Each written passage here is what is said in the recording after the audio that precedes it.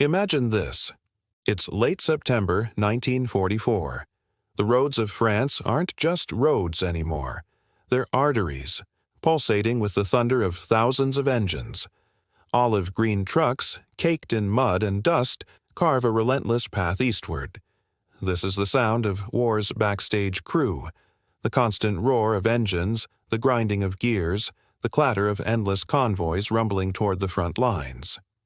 Every driver, some barely out of high school, knows a chilling truth.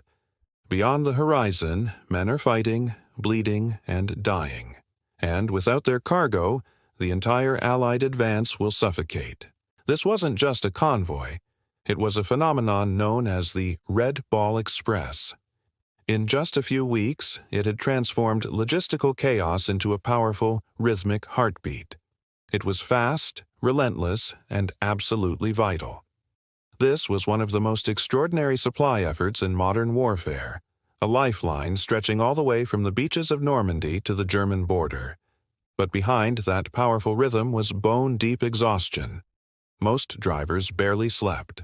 They were teenagers, wrestling with massive 2.5-ton GMC and Studebaker trucks, guided by little more than raw instinct and adrenaline. The roads were a nightmare, bombed out with no signs, no lights, and absolutely no room for error. One wrong move, one truck veering off the path, and the entire convoy could be blocked for hours. Every single second mattered. At night, the danger intensified. The convoys moved like ghosts. Headlights were strictly forbidden. Their glow was an open invitation to Luftwaffe fighters or German artillery. The only light came from the moon, or the faint, hypnotic glimmer of the taillight on the truck just ahead. The drivers clung to that tiny red dot like it was life itself. Lose sight of it, and you were alone, lost in the dark heart of enemy territory. Private Harold Johnson, one of these drivers, later recalled the experience. "Sometimes we couldn't see anything," he said, "just the road shaking under us.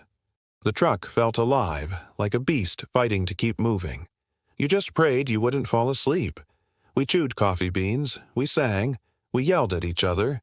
Anything to stay awake. The Red Ball Express wasn't a luxury.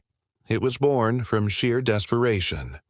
When General Patton's Third Army made its lightning-fast race across France, his tanks were devouring fuel at a rate no one could have predicted. Each Sherman tank consumed about a gallon of gasoline for every mile it traveled. With thousands of them on the move, the supply depots were quickly overwhelmed. If these trucks stopped for even a single day, the front would stall. Fuel became the new ammunition. The soldiers had a saying: gasoline was the real blood of victory. Now, here's a crucial part of the story that often gets overlooked. The majority of these Red Ball drivers belong to all-black transportation units. Men from the 39 to 18th, the 427th, the 3948th, and dozens of other units. These were young men from small towns in Georgia, Mississippi, and Alabama. They had grown up under the oppressive shadow of segregation, yet now they were entrusted with keeping the Allied war effort alive. The irony was staggering. Due to the military's segregationist policies, many of these men weren't even allowed to serve in combat roles. They couldn't carry a rifle into battle, but their job was just as dangerous and in many ways even more critical. They fought the war not with guns, but with wheels. As Sergeant Robert Brooks famously put it, "They didn't let us fight with guns, so we fought with wheels." Out of this shared danger and responsibility, a powerful brotherhood was forged on the road. The men in each convoy looked out for one another. If a truck broke down, someone always stopped to help, even if it meant losing precious time. They shared cigarettes, laughter, and stories of home, creating a small pocket of humanity in the midst of war. When a convoy finally returned to base, the drivers were covered in dust and grease, their bodies aching, but their spirits were high. They had done their part. These trucks were more than just machines. They became their homes, their pride, and, for some, tragically, their coffins. The drivers painted names on them: Mississippi Dream, Georgia Peach, Hell's Wagon, or Rollin' Thunder. They drew pin-up girls on the doors and pasted pictures of their loved ones on the dashboard. These weren't just vehicles. They were symbols of their identity and their hope. The route itself was a gauntlet. The Red Ball ran from the Normandy beaches to forward depots near Verdun, an almost 700-mile round trip. The dangers were constant.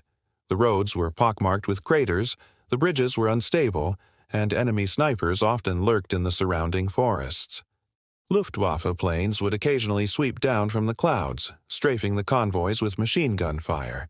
Stopping was not an option. Stopping meant becoming a sitting duck.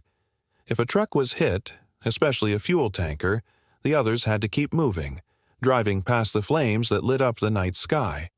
The drivers slept sitting up, slumped against their steering wheels. They drove for so long that sometimes their hands seemed to lock into the shape of the wheel.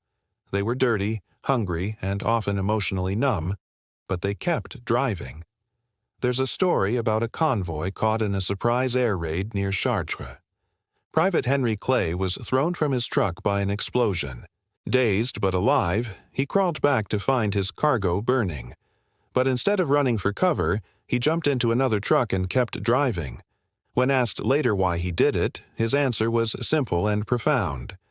Because if I didn't, the boys up front would have nothing. That was the unwritten code, the unbreakable spirit of the Red Ball Express. Every single day, more than 6,000 trucks made this grueling journey. They carried everything the armies needed: fuel, ammunition, medical supplies, blankets, food, and perhaps the most precious cargo of all: letters from home. For every tank that roared towards the front, there was a truck driver like Clarence Lucky Jones making it possible. One time, carrying rations for Patton's headquarters, his engine failed. With no mechanic in sight, he grabbed his wrench, got under the hood, and fixed the problem himself in 20 minutes. He arrived 6 hours late, but his supplies got through. The soldiers who ate that night never knew his name, but they owed him their meal. As the Allied forces pushed deeper into Europe, the weather turned against them. Rain transformed the roads into rivers of mud. Tires sank, engines clogged, and trucks got stuck for hours. The drivers used planks, shovels, and sheer, raw determination to dig themselves out. Sometimes they'd hook several trucks together in a chain, each one pulling the next one free from the muck. And always they kept the convoy rolling. The Red Ball Express officially lasted for only 81 days, from August 25th to November 16th, 1944. But in that short, intense period, it delivered nearly 412,000 tons of supplies.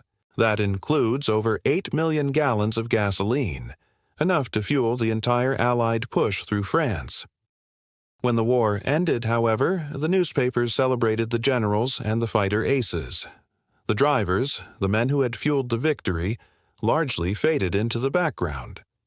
Many returned home only to face the same discrimination they had left behind.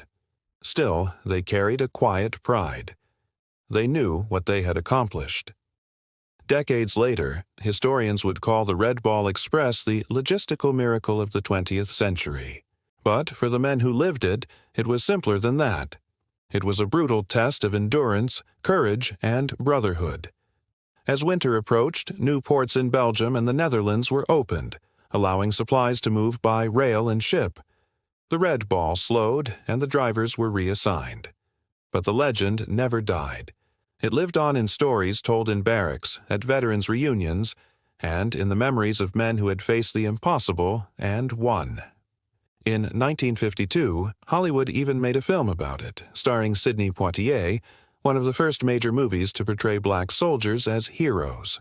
But even that couldn't fully capture the exhaustion, the fear, and the immense pride those men felt. For decades, they remained the forgotten soldiers, the ones who didn't fire the bullets but kept the war machine alive. And maybe that's the real story of the Red Ball Express. It's not just about the trucks, the miles, or the tonnage. It's about the men. The quiet, determined, unsung heroes who proved that courage comes in many forms.